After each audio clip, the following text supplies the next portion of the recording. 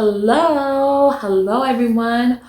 Welcome. Hi, if you don't know me, my name is Chaida. I'm a Black conservative commentator and writer, and this is my podcast where I discuss relevant issues surrounding people, society, culture, and politics. I'm so happy that you are here, and if if you are new here, I'm glad you're joining me today.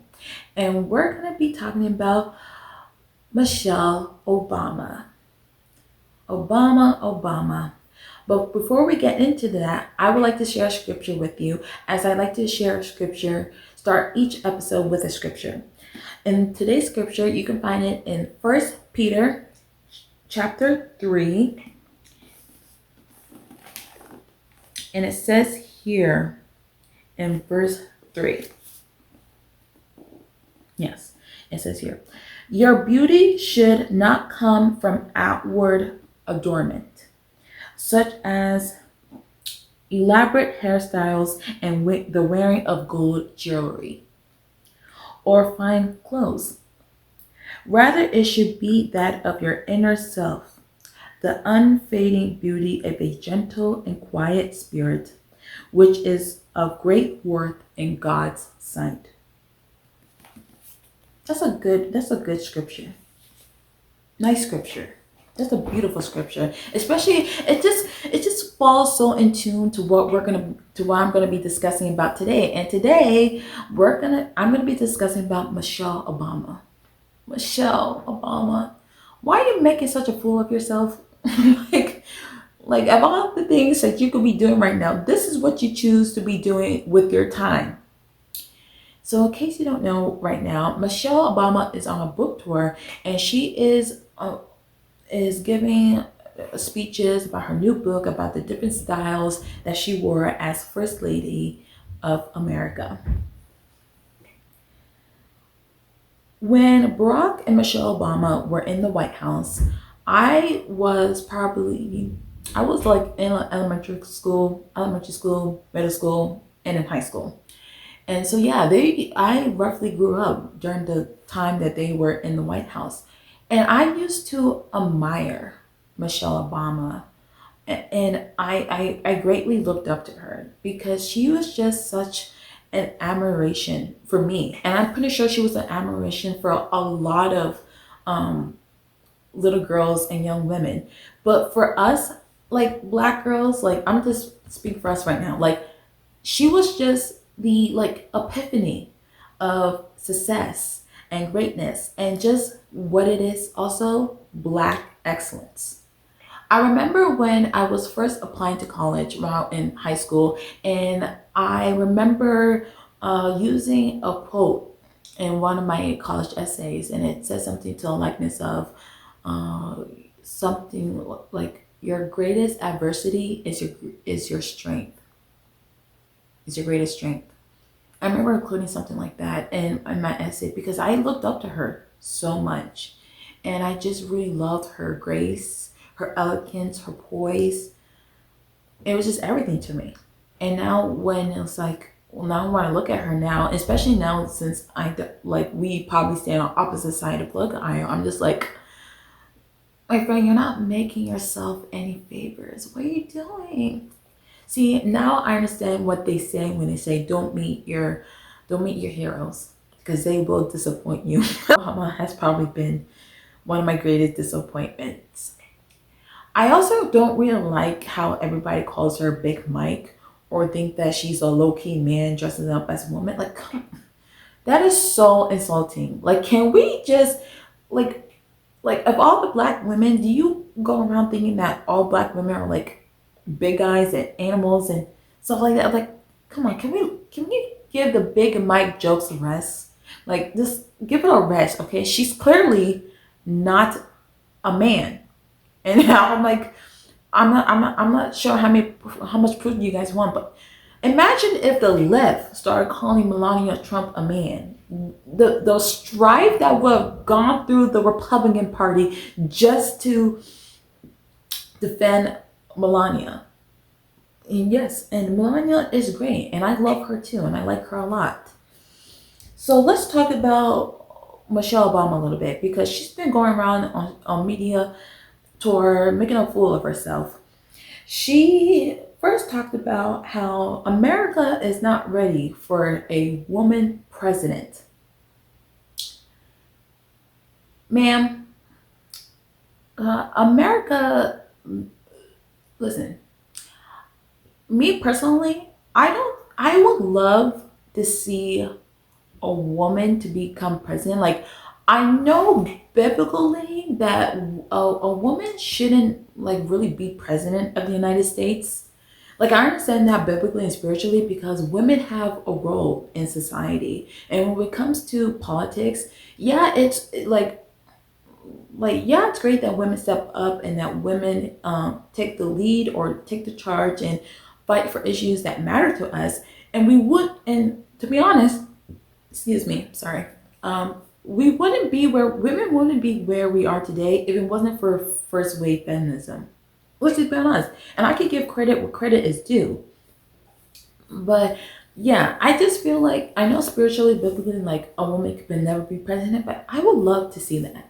And in our first, and I'm calling it as it is, the first female president of the United States will be a Republican. I'm just giving it until the GOP can get their stuff together. I don't think America wants a radical woman like AOC becoming president of the United States.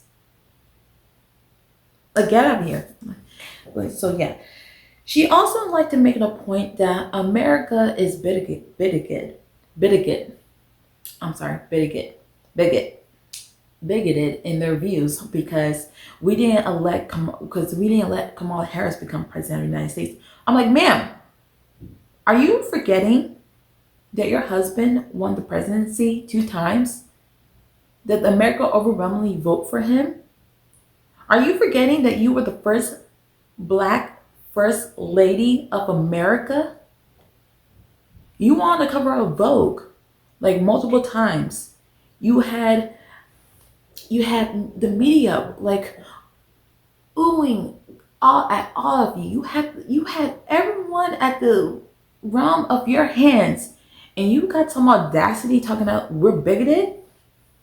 Come on now, like don't get me hot and temper over here. And so a lot of people, Michelle Obama gets this idea that a lot of people want her to run for office. I'm like, please don't run for office. Please don't. Don't run for office. The last thing we need is another Obama in the White House. We don't want another Obama in the White House. Please don't.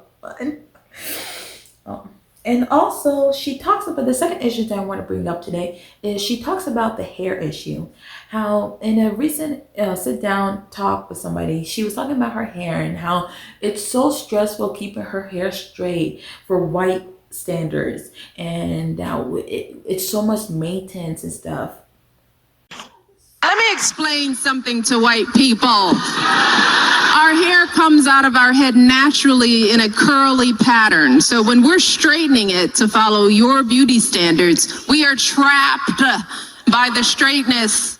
That's why so many of us can't swim and we run away from the water. People won't go to the gym because we're trying to keep our hair straight for y'all. It is exhausting and it's so expensive and it takes up so much time. I think a lot of her issues when it comes to her hair really isn't about white people. It's very internalized. You see, when I was in the foster care system and I was a really young girl, I used to have my hair straightened a lot and put in braids, not because of like white people or white society standards, but because it was very internalized in the black community that my natural hair was considered kinky, nappy, and just basically unmanageable. And that gave me such a complex view of my hair that the only time that I really truly loved my hair was whether it was in braids or straight, never really curly, not really like this. And so when I hear Michelle Obama talking about like white people want us to wear hair like this, wear hair like that, I'm like, and white people look like we don't care how you wear your hair. I feel like a lot of that is internalized. Like we have been internalized to wear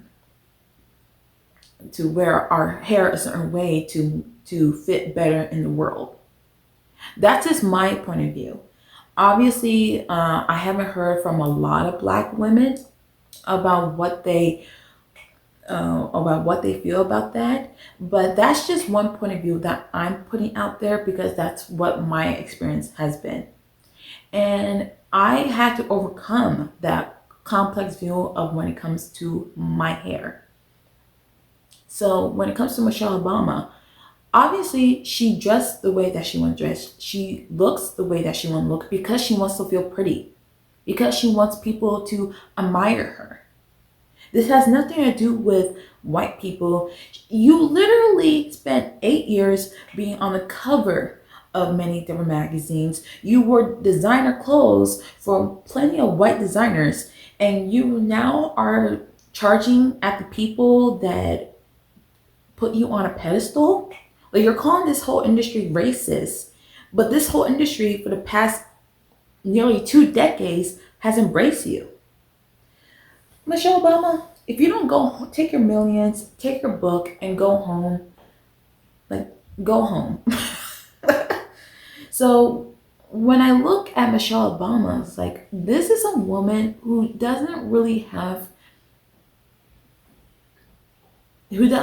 truly know what beauty looks like.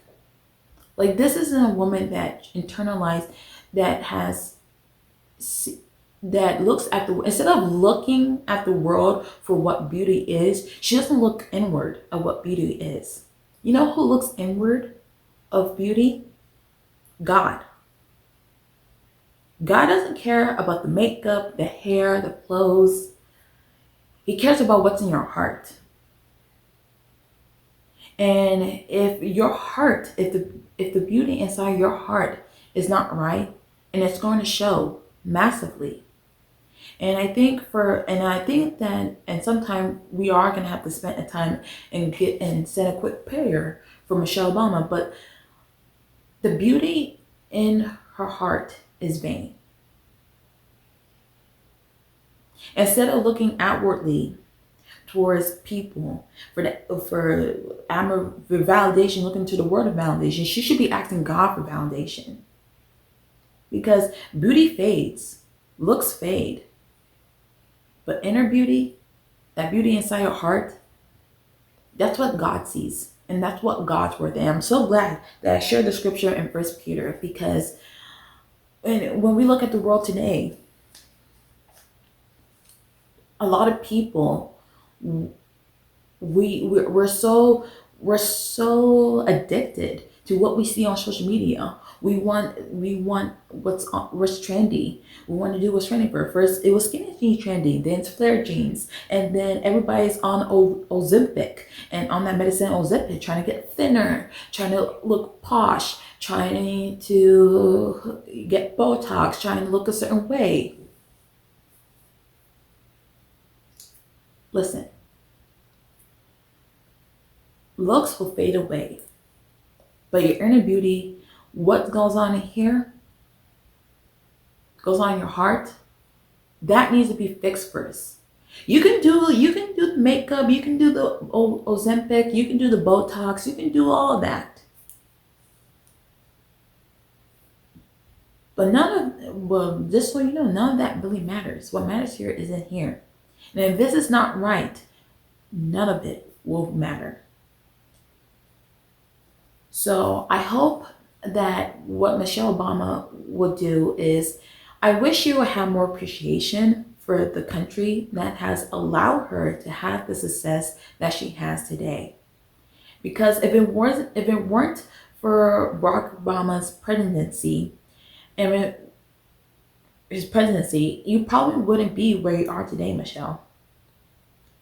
So how about give grace and count your blessings and say thank you to the country that has given you the stamina, has given you the status, has given you the platform to have. Because being the first lady of the United States, it's amazing. It's like a huge blessing. Like there's only a couple women in history like a fraction of women in history that's get to be like the first lady. I would like to be the first lady. Actually, I really don't. I don't know why I said that. I really don't. Actually, I really don't. Yeah, I would love to be. I would love for someone to be someone that people can look up to one day, and I hope that I am today. But yeah, I just think that it really sucks that this is like where we are today, and this is how she chooses to conduct herself. But it's okay. I don't It's okay because I don't look at Michelle Obama as an idol, and neither should you. And I only have one person whose validation I'm asking for, and that is God. So thank you so much for watching. If anything from this episode has captivated you, please feel free to share. Give a thumbs up on this episode. I'll see you next time. Love you all. Back again. Wow, you're amazing. Please be sure to give today's episode a thumbs up and leave a comment. If you are new here, subscribe so you can stay in tune for more episodes. Want to get to know me a little bit more? You should follow me on social media. I provide the links to all my social media platforms in the description of each podcast episode. Did today really resonated with you? Then you'll even love my deeper dives on my Substack. So please be sure to check it out when you can. Always remember, stay rooted in truth, stand firm in grace. And always remember, this is her time